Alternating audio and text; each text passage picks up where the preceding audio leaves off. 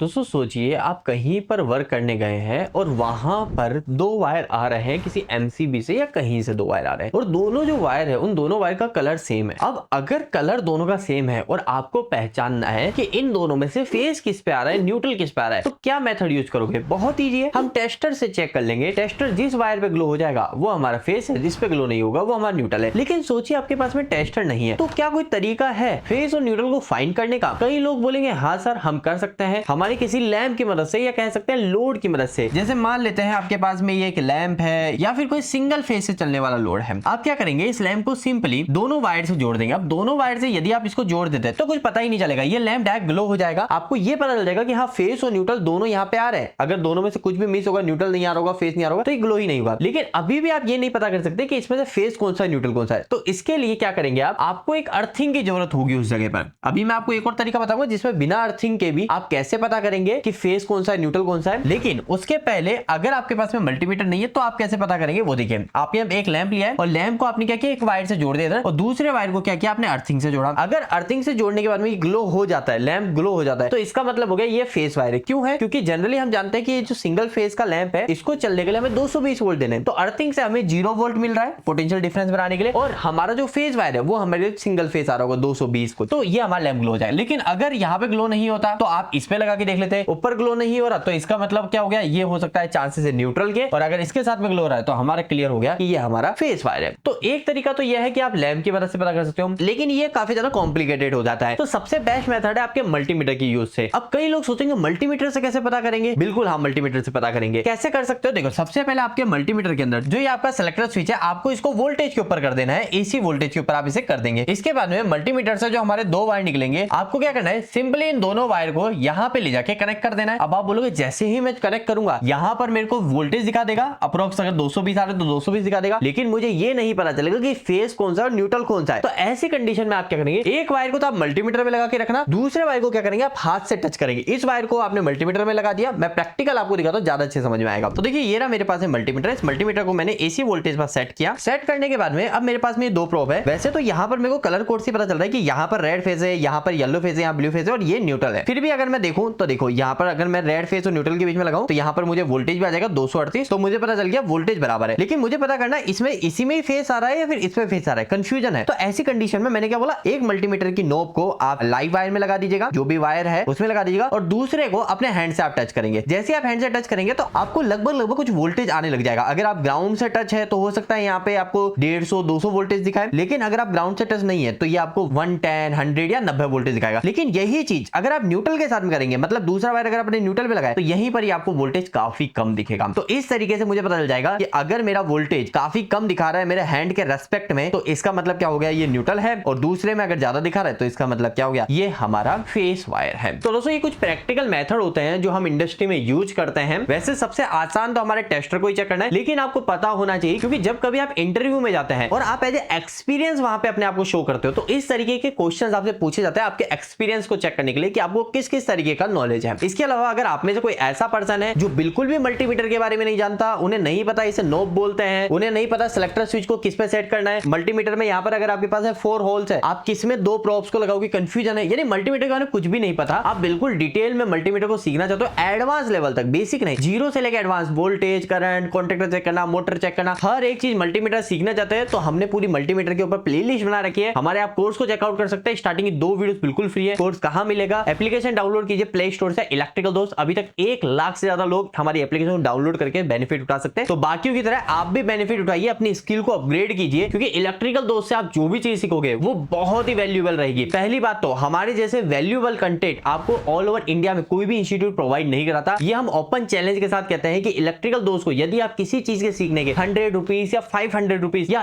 1000 रुपए दे रहे हो, तो उसकी 5 गुना कीमत में भी कोई हमारे कंटेंट को क्रॉस क्या मैच भी नहीं करा सकता। ऐसी वैल्यूज आपको इलेक्ट्रिकल दोस्त देगा। तो बिल्कुल आप हमारी एप्लीकेशन चेकआउट कर सकते हैं। अगर इस टॉपिक से जुड़े कुछ सवाल रखे कमेंट बॉक्स में कमेंट करके बताइएगा, और वीडियो आपको कैसा लगा हमें प्लीज लाइक करके बताइएगा। इस वीडियो में इतना ही, धन्यवाद।